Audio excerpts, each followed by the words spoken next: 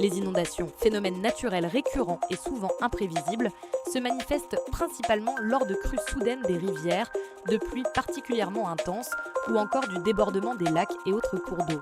Ces événements, bien que naturels, peuvent rapidement se transformer en catastrophe lorsque l'eau dépasse les limites habituelles et envahit les zones habitées ou les infrastructures humaines.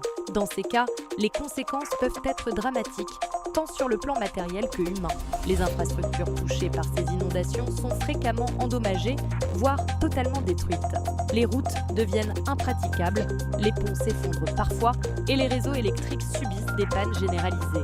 De plus, l'eau potable est souvent contaminée, entraînant des risques sanitaires importants pour les populations affectées.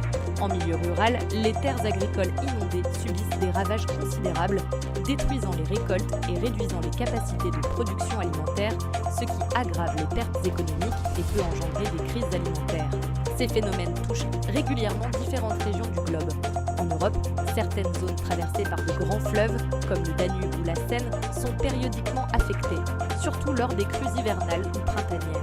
En Asie du Sud-Est, où les moussons apportent des pluies abondantes, les inondations constituent une menace quasi constante. Ces événements, bien qu'inévitables, sont particulièrement dévastateurs dans les régions où les infrastructures ne sont pas adaptées à de telles conditions extrêmes.